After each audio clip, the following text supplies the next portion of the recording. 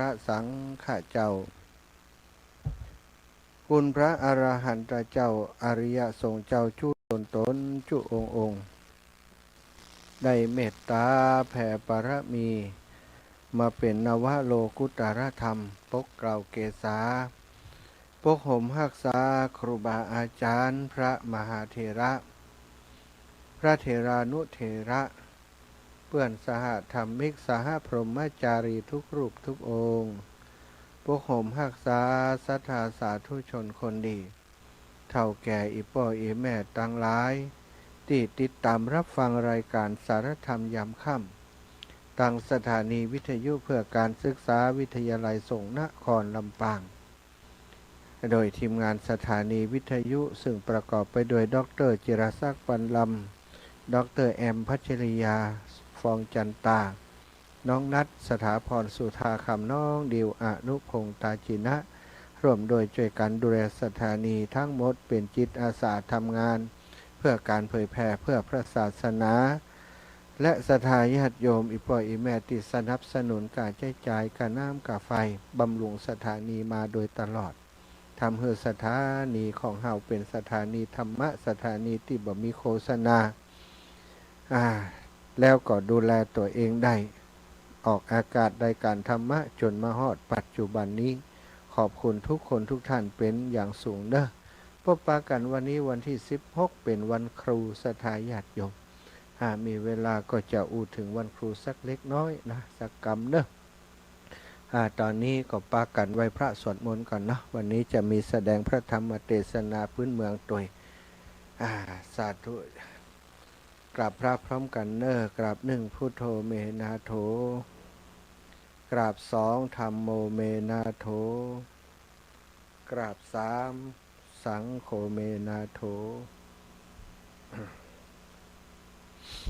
อิมินาสการเรนะพุทธังอภิปูชยามิอิมินาสการเรนะธัมมังอภิปูชยามิอิมินาสการเรนะสังฆังอภิปูชยามิอะระหังสัมมาสัมพุทโธภะคะวาพุทธังภะคะวันตังอภิวาเทมิกราบสวากขาโตภะคะวะตาธัมโมธัมมังนะมัสสามิกราบสุปฏิปันโนภะคะวะโตสาวกสังโฆสังฆังนะมามิกราบนะโมตัสสะภะคะวะโตอะระหะโตสัมมาสัมพุทธัสสะนะโมตัสสะภะคะวะโตอะระหะโตสัมมาสัมพุทธัสสะนะโมตัสสะภะคะวะโต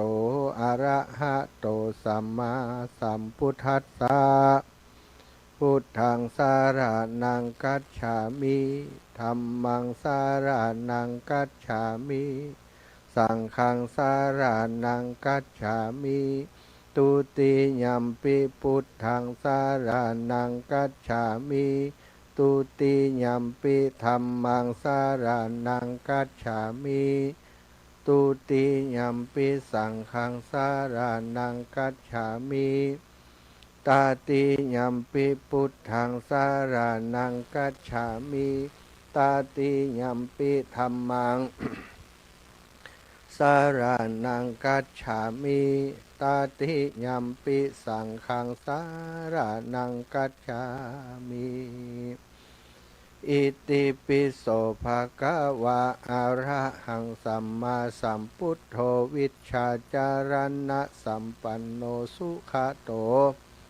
โลกาวิทูอนุตตโรปุริสธรรมสารถิสัทธาเทวมนุษสานังพุทโธภาคาวาติสาวาคาโตภาคาวาตาธัมโมสันทิฏฐิโกอากาลิโกเอหิปัสสิโกโอปานายิโกปัจจตัง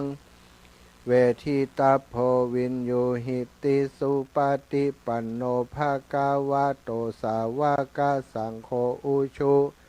ปฏิปันโนภะคะวะโตสาวกสังโฆยายาปฏิปันโนภะคะวะโตสาวกสังโฆสามิจิปฏิปันโนภะคะวะโตสาวกสังโฆยะทิทางจัตตาริปุริสายุคานิอัฏฐปุริสปุคลาเอสะภะคะวะโตสาวกสังโฆอาหุนายโยปะหุนายโยทักขินายโยอัญชริกะระนิโยอนุตตรังปุญญเขตังโลกัสสาติศรัทธาญาติโยมไหวพระพร้อมกันกราบพระพร้อมกันอีกครั้งหนึ่งเนื้อกราบหนึ่งพุทธังวรันตังสิรสานะมามิกราบสองธรรมังวรันตังสิรสานะมามิกราบสามสังฆังวรันตังสิรสานะมามิ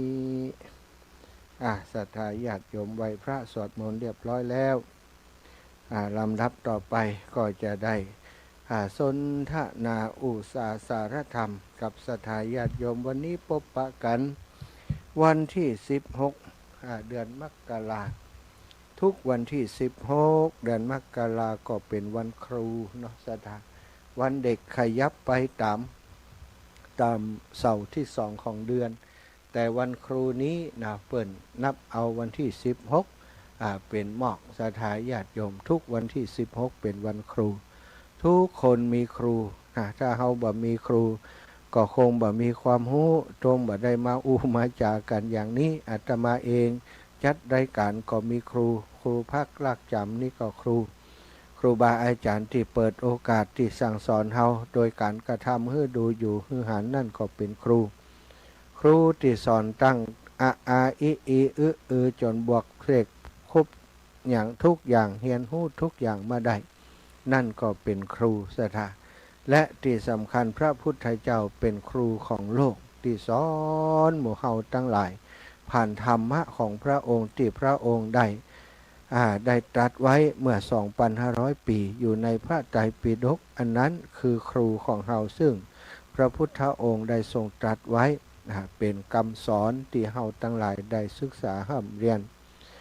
เป็นวิชาที่จะปลดทุกข์ทำให้เฮาพ้นจากความทุกข์โดยประการทั้งปวงวันนี้ในเมื่อเป็นวันครูก็ล้ำลึกถึงบุญคุณของคุณครูที่ใหญ่ใกล้ตัวเฮาที่สุดครูพ่อครูแม่ครูผู้พ่อแม่คือบุพาจารย์บุรพาจารย์ครูคนแรกของลูกทั้งหลายกราบพ่อกราบแม่ขอบคุณที่สอนให้เฮาเป็นคนดีสอนให้เฮาได้ประกอบอาชีพการงานที่สุจริตมีชีวิตอยู่ด้วยความผาสุกนะแล้วก็คุณครูถ้าหากยังมีอยู่ที่เปิ่นยังมีชีวิตอยู่ครูตอนประถมครูตอนมัธยมหรือตลอดถึงครูที่สอนในระดับมหาวิทยาลัยที่เฮาได้เฮียมห้ำได้เฮียนมาก็สมควรที่จะระลึกถึงท่านแม้ว่าท่านบ่มีชีวิตอยู่แล้วก็แผ่เมตตาระลึกถึงพระคุณของท่านก็เท่ากับว่าหมู่เฮาได้เป็นผู้กตัญญูหากว่าท่านยังมีชีวิตอยู่มีโอกาสไปแวะแค่กราบแค่ไหว้แค่สามีดอกไม้สัญลักษณ์ของวันครูก็คือดอกกล้วยไม้ศรัทธาญาติโยมไปมอบให้คุณครูเพิ่นก็จะประทับใจในความกตัญญูของเฮาอาราศรัทธาวันนี้ก็จะได้แสดงพระธรรมเทศนาภาษาพื้นเมืองกำเมืองเป็นธรรมเมืองเหนือของเฮานะจะตาปีเกิดผู้ที่เกิดปี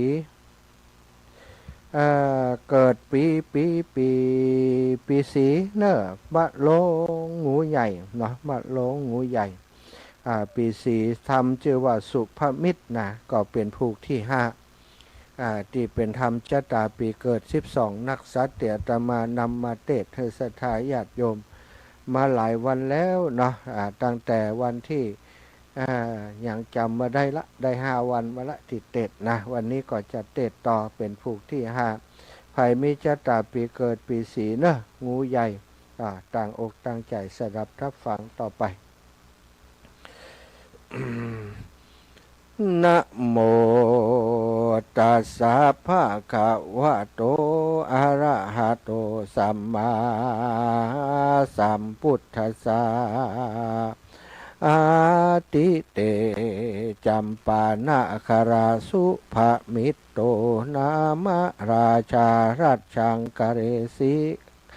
คณิธาอุสภะมิโยอาโหสีสาธโวดุราสาปุริสะตั้งหลายอันว่าชาตกะอันนี้อันพระพุทธเจ้าแห่งเฮาทรมานอยู่ในป่าเชตวันนะอารามพระกบปาลบยังชาตกะงามอันนี้เป็นเหตุจริงใดปวิเตเตสนาว่าภิกขเวดุราภิกขุทั้งหลายในอติเตกล่วงแล้วยังมีเต้าโตนแก้วชื่อสมภมิตรอยู่ซะเวยเมืองจำปานากรมีนางสายสะมอนนอนนาเอาอยู่เป็นเก้าเทวีชื่อเกสินียอดซอยมีลูกน้อยสองใจผู้หนึ่งชื่อใจเฮียเสนผู้ทวนสองชื่อใจยทัดกุมารอันว่าตาเอาผู้บานนั่นลาวมีน้องเนาชื่ออสัพพมิตรแม่นเป็นน้องติดรวมต้องยังมีใจคุณคองโดยโนปะตันหาใครสะเวยพาลาแต่ลาวแต่ปีแห่งเจ้าแห่งตนก็มีหันและนาตีนั่นยังมีอำมาตย์หนึ่งทูลเล่ามากลมเก่าทูลสาบอกพญาเจ้าสัมภมิตรตนเป็นพี่หือใดหู้แจ้งที่ความในว่าเจ้าทรัพย์อาสะภมิตรผู้น้องไส้มีใจห้าวหาดใครสะเวยล่าแตนเมืองตีนาหันเจ้าบุญเรืองสมภมิตรผู้เป็นพี่เก่าหู้ว่าภัยไม่เอามารอดอันจักใดมวยหมอดเป็นพีก็ป่าเอาเตวีและลูกน้อยรีบกราดกร้อยละพรากหนีออกจากเวียงใจเข้าดงไพรป่าไม้ก็ไปลอดน้ำแน่ใหญ่ไหลแห้งเต้าจอมแปลงนั้นใสหามน้ำบ่ได้เป็นหมายก็บอกสองใจลูกลาว่าเฮออยู่ฝั่งถ้าฝั่งหน้าตีแล้วปานางเกสินีน้อยอ่อนข้ามน้ำไปก่อนสู่ฝั่งนาแล้วก็กลับมาเอาลูกลาถึงสองหันแลตัทธาในกาละนันลาวยังมีใจหนุ่มเนาเป็นพรานป่าหันใส่สองขาปิ่นน้องอันเป็นลูกแก้วป้องสมปมิตรยังอยู่น้ำตาก็มีใจฮักนอนลาสองใจก็ปลาสองบุญภายพี่น้องขึ้นสู่ห้องเรือสะเปาปลาสองขิงเราไปสู่ยังติอยู่เฮือนตนก็มีหันเล่นนาส่วนเจ้าสมภมิตรนั้นเล่ากันเคินมาสู่ที่เก่าน้ำตาบ่หันลูกลาถึงสองก็มีใจมองไม่บาดก็โอกาสกล่าวกาตาว่าหาตาตะยังมะดุรา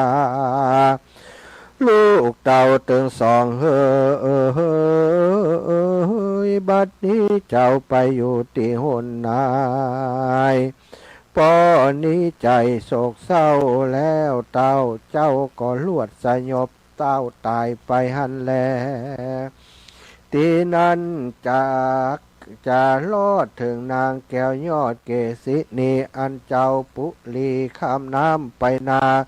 ก็มีปอกกาสะเป่าหันใส่นางคิงเหล่างามงามอาจก็ปากันลากนางนาดเข้าสู่ยังติอยู่สะเป่าแล้วก็ปานางแก้วคิงเหล่าไปหันแลส่วนว่าพระยาสมพมิตรยศยาวอันสยบเต้าตายไปนั่นเราก่อกันพระยาเจ้าได้สติขึ้นมาแล้วก็บ่หันนางแก้วเตวีกึดว่าคนกาลีหยาบจ้าหักนางนอลานี่ไปก็มีใจไม่เอาเสาะหานางนอนเอาจอมควรใดหลายวันไปรอดเวียงแก้วยอดตักกะศิลาเข้าสู่วัดนาปากกวางส่วนอุทยานเจ้าจ้างผู้ถอนก็ไปนอนยังอยู่บนแก้วกูเต้นศิลาเอาวัฏฐาบ่อเศร้าปกห่มเกลาแห่งตนก็มีหันและนาตะทาในกาละนั้นเล่าพระยาเจ้าตักกะศิลาอันมรณามวยมอด7 วันรอดไข่แล้วอำมาตย์แก้วโยธาตั้งเสนามวลหมู่ก็จุมนุมกันอยู่ปรึกษาอันจักหาตาเอาใหม่มาอยู่ไปหอจันก็บ่ปากันบ่จา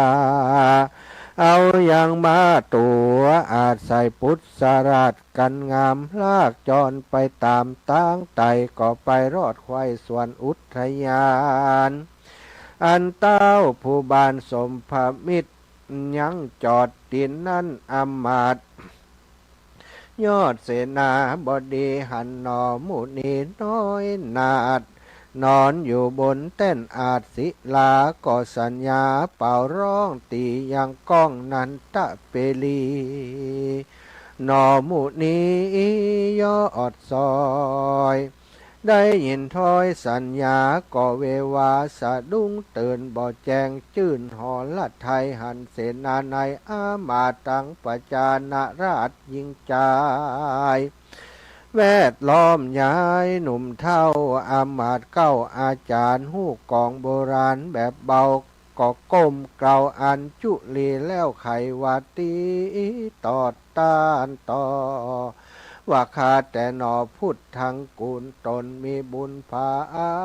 เสดบัดนี้กาละอันเลิศผ่องแผ้วมาฮอดแล้วดีลีขอตนบุญมีน้อเนาเปไปเป็นเจ้าตักกะศิลาแดเตอว่าอ่านตีนั้นพญาสมภามิตรตนองค์อาจก็ฟังอามาตย์ทูลสาก็ใครจะถามที่ว่าเมืองนี้ใหญ่กว้างพระยาเจ้าจ้างวัวควายลูกยิงใจเจ้าตะเต้าเจ้าสั่งบ่มาเป็นเก้าแตนเมืองจะเรือตีนั้นอามาตย์ก็เล่ากำไปว่าลูกเต้าห่อใจจะเจื้อไฟบ่ไฟเอื้อแตนเมืองขอเจ้าบุญเรืองยศยาวไปเป็นเต้าอยู่สางในภาษาทกวางตักกะศิลากันไก่ขียาเมียนแล้วอามาตย์แก้วเสนาพอดีเจ้าปุรีหนุ่มเทาก็ปามหาสัตว์เจ้าขึ้นสู่ยังที่อยู่พุทธรสมงคลรีบเลลนไวว่องไปสู่ห้องเวียงใจพดเข้าไปภาษาจุมอมาตย์โยธาก็อุตสาพิเศษอติเหล็กมงคลยกหนอทศพลหนุ่มนาวเป็นตาเอาเจ้าตะกะศิลาก็มีหันและนาที่นั่นจะกล่าวถึงสองกุมารพี่น้องอันพรานป่าไปสู่ห้องเกหากันมีวัยยาขึ้นใหญ่ก็ปาสองกุมารใส่เรือไปสู่ยังที่อยู่ตะกะศิลาเอาสองเด็กขานั่นเล่าไปเฮอพระยาเจ้าผู้เป็นพ่อ แล้วจะต่อไข่ปันอันปาสองจอมขวัญพี่น้องไปสู่ห้องเรือนตนก็มีหันเล่นนาทีนี้จักจ่าด้วยปอกาสับเป่าอันปานางคิงเหล่ายอดซอยงามชื่นจอยเกศินี้เข้าไปเขาใครเอานางสายสีน้อยอ่อนเป็นกุซ้อนนอนนายกันว่าเข้าไปที่ไกลยังนางหน้าไทยบุญนาตัวนางนั่นนาก็ฮ้อนเป็นดังก้อนไฟแดงก็โดยเตจะสินแรงบอดเศร้าอันนางนอเนาปั๊มเปงมานั่นและนายังมีในคืนหนึ่งนานายสะเป่าปอกาเอาของเครื่องงาอลังการไปถวายเต้าผู้บานสมพมิตรนันลาวพญาสมพมิตรตนองค์อาจก็ไขโอกาสขีญาซึ่งวันนิจจาปอกาว่าเฮือปากันนอนอยู่ลุงเจ้าก่อยไปแดดเตอตะตาในกาละนานสองกุมารก็ปากันสำรวจแม่นเล่นเล่นวิ่งเต้นอยู่บนสะเปานางคิงเหล่าผู้เป็นแม่หันใส่แก่ลูกตนก็รีบเลยล้นบ่จาไปหาลูกลาตึงสองก็กล่าวคาถาวาตาตะพุทธังปิยังมาว่าโดราลูกทั้งสองขาจุมาหาแม่เจ้าตีนั้นเล่าสองกุมารการหู้ข่าวสารว่านางเกศินี้เป็นสายสีแม่เจ้าก็เข้าไปก้มเกลาแทบปาตาหันแลตีนั้นปอกก้าสะเป่าหูว่าสองคิงเราใดไปพบใส่แม่ก็เฝ้าไปบอกแก่พญาเจ้าว่าสองกุมารนั้นเราน้อยนาดบ่ใจลูกเต้าลาดดีลีเหตุว่าหันแม่เขามีอยู่บนเรือปุ่นจะแลว่าอันตีนั้นเจ้าสมพมิตรตนองค์อาจได้ยินกรรมโอกาสขีญาแห่งนายวนิจจาปอกาสะเปาฟังกำเบาแต่ใสบทตันใดพิจารณาแต่มีแต่กรรมโกธาไม่มาดจึงเฮือเพชรจะขาดใจหารเอาสองกุมารลูกลานำไปขาบัดเดียวหมู่เม็ดจะขาดเร็วว่าบ้องมัดเอาสองปีน้องปาไปจักออกประตูใดบ่ใดเหตุนายประตูห้ามไว้เต้าต่อเต้าเถิงลูกเจ้าควายมาเจ้าประจาหนุ่มเทามีอำบัดเก้าเป็นประธานก็นำเอาข้าวสารอันมีแต่ไปเก่าแก่พระยาเจ้าว่าสองกุมารนั้นเหล่าน้อยนาดเป็นลูกเต้าลาดดีลีเต้าปุรีได้หู้แล้วก็ปาสองลูกแก้วกุมารไปสู่สถานภาษาทแล้วโอกาสจะถามกันหู้ความแจ้งที่ว่าสองกุมารนี้บ่มีโทษอันเต้าคิวโคดก็มาหายไม่หายแล้วกอดสองลูกชายไว้กับอกน้ำตาตกอาบนาก็ถามลูกลาสองขาว่ามาตาแห่งเจ้าบัดนี้เราอยู่ในสองกุมารก็ไขบอกเราว่าแม่เจ้ามองเอาอยู่บนสะเปาร้องไห้ตีนั่นเต้ายศใหญ่กันหูว่าเตวีอยู่ต้าน้ำตุกมากลำเครื่องขี่ก็ไขว่าตีโอกาสเธออำมาตต่างตาไปหับนางมาบ่จ้าอำมาตกาเตรียมใจก็รีบไปกลมเกลาเจอนางนอนเนามาสู่ยังที่อยู่ปุลีอันสี่กษัตริย์สี่พ่อแม่ลูกกำเวรผูกจักลากให้ปัดปากเสียกันบัดนี้ผ่านมาอยู่ในแก้วกูห่อใจต่างมีใจจมชื่นปิติตื่นเจยบาน ต่างจากตานต้านต่อยิ้มแย้มรอบกันไปมาก็มีหันและนาสาธาอิมังธรรมเทศนังอาหาริตวาชาตะกังสะโมทาเนสิสัทธาอันว่าสัพปัญโยพระพุทธเจ้าการไข่ชาติเก่าเมียนแล้วพระตนแก้วก็จักจุมนุมชาติเก่าอาติตาว่าอันเจ้าบุญนาสมภมิตรหนุ่มนาวอันเป็นพระยาเจ้าสมภมิตรวันนั้นไซคือหากมาได้เตวัดอสัมภมิตรเถนัดไซคือหากมาได้เตวัดตัดเถนในการะบันนี้และนาส่วนอันว่าเจ้าใจยะเสนกุมารวันนั้นใสคือหากมาได้เจ้าลาหุนในกาละบัดนี้และนาส่วนว่าอันนางเกศินีวันนั้นใสคือหากมาได้นางยโสธลาในกาละบัดนี้และนาพุทโธโลกนาโทส่วนว่าพระญาสพมิตรอันวันนั้นไสคือหากมาได้เฮาตถาคตตนเป็นติจังติเปิ้งแก่โลกถึงสามในกาละบัดนี้และนาโยปุคโลอันว่าปุคละยิงใจเกิดมาในปีสีลงโดยธาตุดินชาติก่อนได้ร่วมบุญกับเจ้าสมภมิตรก่อนจักได้มาเกิดเป็นคนได้เอาจิตวิญญาณตนไปอาศัยอยู่ตนเขาอันมีหมูและไก่หักษาอยู่ได้ผู้อุเจียนละจาเสื่องกันไปมา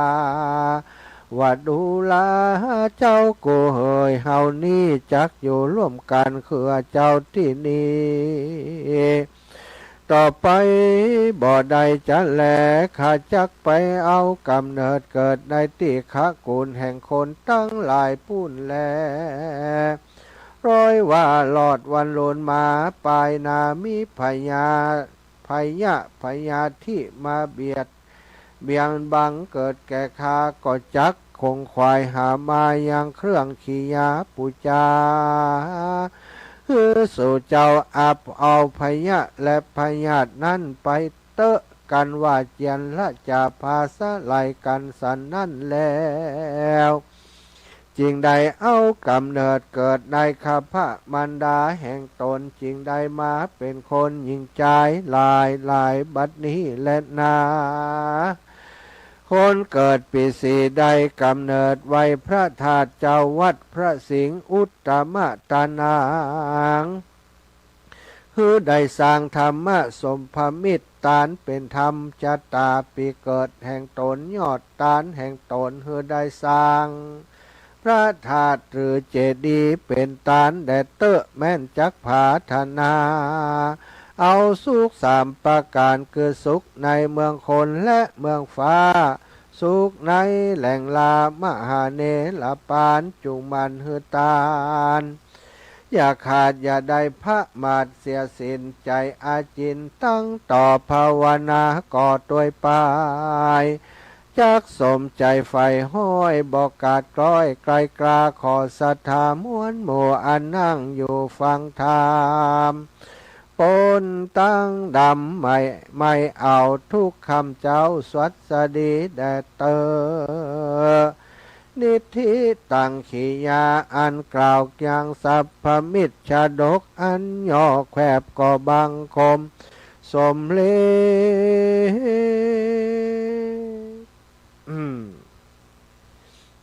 จบลงไปผูกที่5จัตตาผู้เกิดปี4ปีมาลงงูใหญ่เนอะสถาญาติโยมก็อยากจะให้เป็นการสะเดาะเคราะห์ต่อชะตาให้ศรัทธาญาติโยมทั้งหลายเนื่องในโอกาสปีใหม่2568มาจุจอดหลอดถึงเติ้งหมู่เฮาเจ้าข้าทั้งหลายศรัทธาญาติโยมหลายผู้หลายท่านก็อยากจะปูจาทำชะตาปีเกิดเพื่อจะได้เป็นมังคละมงคลแก่ตัวจะไปเฮือไผ่เทศก็ครูบาอาจารย์วัดวาอารามต่างๆส่วนมากก็จะบ่ได้เทศธรรมเหล่านี้เนาะ ก็เลยคิดว่ามันเป็นประโยชน์กับสถานที่มีความใส่ใจมีความสนใจเหตุเก่ากองเดิม12นักษัตริย์12ราศีนะก็เตะเธอศรัทธาปีที่แล้วเตะปลายปีปีนี้เอามาเตะต้นปีจะได้มีมังกรมงคลแต่ต้นปีไปสุดปีเลยเนอะ เอาละผูกที่5จบลงไปไผ่เป็นเจ้าภาพผูกนี้ไผ่เกิดในปีสีมาลงงูใหญ่เนอะประเคนกันเตะอย่างติบอกกันไว้ติดวิทยุก็ได้หรือว่าจะเอามีหิ้งพระก็ยกยืนยอวางติหิ้งพระวันผูกมาเจ้าใส่บาตรก็เอาไปใส่เป็นกาน้ำกาไฟให้ครูบาอาจารย์ถวายเพื่อนไปเลยถ้าไปวัดไปว่าก็เอาไปจอมตู้จอมหีบถวายติวัดติวาใกล้บ้านสถานเนอเอากราบพระพร้อมกันไม่ใช่ยังเคนกัน ว่าเกณฑ์พร้อมกันเนอเรียบร้อยหับปอนเนอสาธุชัยสิทธิดิลีจันใดวันนี้มูลรัศทายมป่อโยมแม่ทั้งหลายผู้สนใจใฝ่ในธรรมฟังธรรมจัตตาปีเกิดปีสีมาลงงูใหญ่ซึ่งอาตมาทำสุภสัพสมภมิตรซึ่งอาตมาภาพก็ได้ฉลองศรัทธาแสดงพระธรรมเทศนาเตจจบลงไปแล้วนั้นก็ขอพระราชนิสงส์ผลบุญที่ศรัทธาญาติโยมท่านเจ้าทั้งหลายเป็นเจ้าภาพทำกันนี้ท่านเจ้าทั้งหลายอยู่ดีมีสุขมีอายุมันขวัญยืนพยาธิอาพาธข้อเกณฑ์เป็นภัยอันเป็นทรัพย์ทุกข์ทรัพย์โศกทรัพย์โลกทรัพย์ภัยทรัพย์เคราะห์เสนียดจันไรให้ได้กลาไกลออกจากตนจากตัวศรัทธาท่านเจ้าเหมือนน้ำที่กลิ่นกาดลงจากใบบัวใบบอนในมาลายหายไปกับปี 2567 ปี 2568 ที่ย่างก้าวเข้ามาถึงวันนี้เป็นวันที่ 16ก็ขอเฮือมาศรัทธาญาติโยมทั้งหลายอยู่ดีมีสุขมีอายุมันขวัญยืนจากที่ก่อปันมาจากหาก่อปันใดจะเดินทางขึ้นเหนือล่องไต่ขอให้ได้ปลอดภัยในทุกเส้นทางแม่นจากอุทิศะผลบุญตาลทำจัตตาปีเกิดปีนี้นาเตียตมาภาพได้แสดงจบลงไปในนั้นเป็นบุญเป็นกุศลเอาเป็นทักษิณานุปัฏฐานกิจส่งไปเฮยยังจิตตาดวงวิญญาณของญาติทั้งหลายที่ล่วงลับมาหละนาไปสู่ฟ้าละโลกไปนาก็ขอเฮยบรรดาญาติทั้งหลายมารับมารองเอาบุญกุศลนี้ได้พ้นเสียจากที่นักได้พรากเสียจากที่ทุกข์คือได้ถึงสุขเป็นที่แล้วคือเมืองแก่ยอดในหลับปานไปสู่ที่สุขสำราญแล้วคือได้ปิกมาไว้มาปัตตาอนุโมทนาอำนวยอวยใจให้เจ้ามูลรัศทายโยมแม่โยมพ่อทั้งหลายที่ได้เป็นเจ้าภาพการเทศน์การทำในเวรนี้คือได้อยู่ดีมีสุขคือได้มีอายุมันขวัญยืนนั่นจงจังมีเตียงแต่ดิลียะทาวาริวหาปุราปาริปุเรนติสาครังเอวะเมว่าอิโตทินนางเปตนางอุปกัปปติอิชิตังปฏิตังตุมหังขิปเมวะสมิจฉตุสเพปุเรนตุสังกปา จันโทปนะระโสยถามณิโชติระโสยถาสัพปิติโย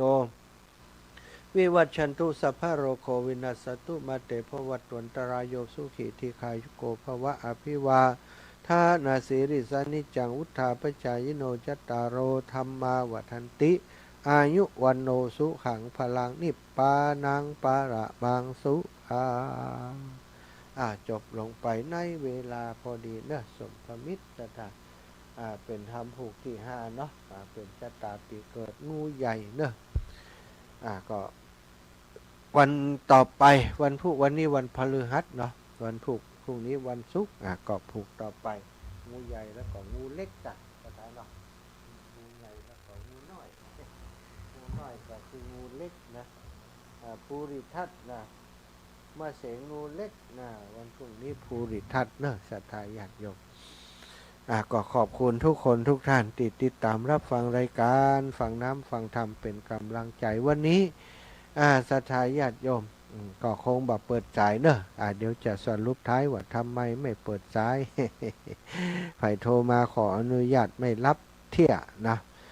ศรัทธาญาติโยมวันนี้เป็นวันคุณครูเป็นวันครูเป็นวันยิ่งใหญ่ของหมู่เฮาทั้งหลายนะคุณครูอาจจะบาใจอาชีพที่ดีที่สุดนะศรัทธาแต่ว่าอาชีพครูนั้นสร้างให้คนทั้งหลาย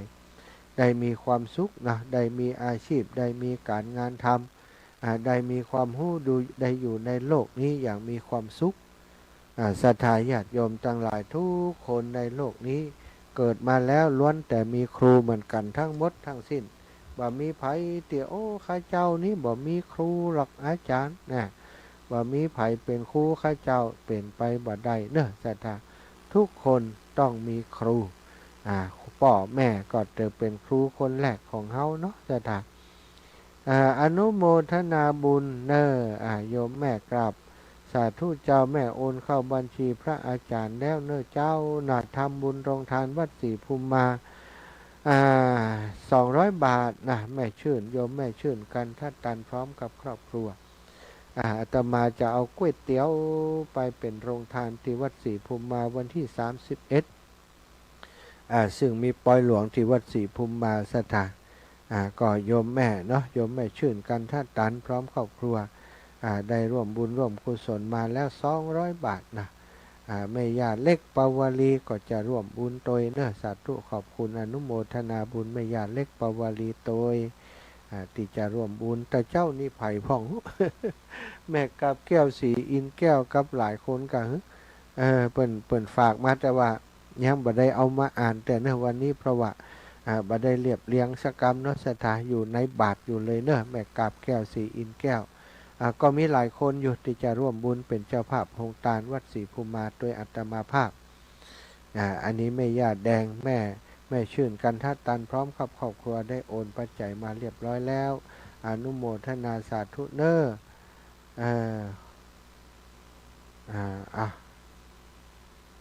เอาศรัทธาญาติโยมอันใดแหมอันใดแหมอู้ถึงเรื่องวันครูนะอู้ถึงเรื่องวันครูครูมีความสำคัญต่อชีวิตมนุษย์คนเฮาทุกคนอาชีพครูอาจจะบัจจัยอาชีพที่ดีที่สุดแต่ว่าทุกอาชีพศรัทธาได้ดีก็เพราะครูอาชีพครูเป็นได้ยากมีเพียงปากก็ใช่ว่าจะสอนได้ต้องมีใจฮักดูแลศิษย์บ่เสื่อมคลายหวังสบายอย่าหมายมาเป็นครูศรัทธานี่เปิ่นบอกว่าหวังสบายอย่าหมายว่าจะมาเป็นครูได้โดยเฉพาะครูในยุคนี้สมัยนี้โลกมันเจริญศรัทธาครูต้องพัฒนาตัวเองยอมรับว่าครูสมัยนี้เหนื่อยเพราะว่าบางทีนี่บะก้าวบะตันเทคโนโลยีจะต้องห้ำต้องเฮียนเพิ่มเติมแหมแต่ว่าคนรุ่นเก่านี้จะให้มันเหมาะกับเทคโนโลยีอย่างต่างๆเหมือนละออนมันกับตึงบัดได้สถานละออนนี่เล่นโซเชียลนี่เก่งกว่าคุณครูนะคุณครูนี่จะจ้ากว่าละออนฉะนั้นก็ต้องพัฒนาตัวเองต้องศึกษาเพิ่มเติมแหมนะปาเจลาจาริยาโหติคุณนุตตารานุสาสกากรรมสรรเสริญครูเนาะครูอาจารย์เป็นผู้ทรงคุณอันประเสริฐเป็นผู้พร่ำสอนศิลปวิทยาการข้าพเจ้าทั้งหลายขอน้อมระลึกถึงคุณครูผู้หูวาดผู้หูปัญญาผู้ให้ความเจริญหลวงเรืองแก่ผู้ข้าทั้งหลายด้วยความเคารพหนึ่งข้าขอคำนบนับน้อมต่อครูผู้การุณอบเอื้อและเจือจุนอนุสาสทุกสิ่งศัพท์ยังบ่ทราบก็ให้ทราบทั้งบุญบาปและทุกสิ่งอันชี้แจงและแบ่งปันขยายอัดให้ชัดเจนจิตมากด้วยเมตตาและกรุณาบ่เอียงเองเหมือนท่านมาแกล้งเกณฑ์ให้ฉลาดและแหลมคมขัดเกลาบรรเทาโมหะจิตให้งุ่นงมกังขาณอารมณ์ก็สว่างกระจ่างใจคุณส่วนที่ควรนับถือว่าเลิศณแดนไตรควรมีและตรึกในจิตนิน้อมนิยมชมถึงจะเป็นเรือจ้างที่เข้าอู่แต่เนื้อไม้ลายยังอยู่ยังดูเห็นเคยเที่ยวรับส่งพวกเราทุกเช้าเย็นจุดมุ่งหมายหวังได้เห็นปัญญาชนถึงแจวจ้ำย้ำถ่อไม่ท้อถอย ครูจะคอยดูแลเพื่อแผ่ผลครูหวังเพียงจะได้เห็นสิทธิ์ของตนเป็นผู้นำผองชนก็ชื่นใจไม่มีครูในวันนั้นแล้ววันนี้จะเหลือมีพวกเราได้ฉะไหนกราบลำลึกถึงคุณครูด้วยดวงใจด้วยดอกไม้และมาลัยส่งให้ครูท่านอาจารย์พุทธทาสได้ประพันธ์ไว้อีกบทหนึ่งบอกว่าใครคือครูคือใครในวันนี้ใช่อยู่ที่ปริญญามหาศาลใช่อยู่ที่เรียกว่าครูอาจารย์ใช่อยู่นานสอนนานในโรงเรียนครูคือผู้ชี้นำทางความคิดให้รู้ถูกรู้ผิดคิดอ่านเขียนให้รู้ทุกข์รู้ยากรู้ภาคเพียรให้รู้เปลี่ยนแปลงสู้รู้สร้างงานครูคือผู้ยกระดับวิญญาณมนุษย์ให้สูงสุดกว่าสัตว์เดรัจฉานครูคือผู้สั่งสมอุดมการณ์มีดวงมารเพื่อปวงชนใช่ตนเองครูจึงเป็นนักสร้างผู้ยิ่งใหญ่สร้างคนจริงสร้างคนกล้าสร้างคนเก่งสร้างคนให้ได้เป็นตัวของตัวเองขอมอบเพลงนี้มาบูชาคุณนวรัตน์พงษ์ไพบุญร้อยกลองไว้สาธุเนอะศรัทธาญาติโยมทุกคนทุกท่านวันนี้เป็นวันครูใครที่เป็นวันครูขอให้อยู่ดีมีสุขอายุมันขวัญยืนเนอะคุณครูทั้งหลายวันนี้เนาะอาตมาภาพเองก็ขอน้อมระลึกถึงคุณครูทุกรูปทุกองค์ทุกตนทุกองค์ตลอดถึงครูที่สอนวิชาการต่างๆตลอดมาตั้งแต่อยู่ชั้นประถมอาจจะลึกสักเล็กน้อย เป็นนักเรียนก็ลึกปะโทศรัทธาญาติโยมหนีโรงเรียนไปเล่นน้ำไปอายะชะปะชะเป็ด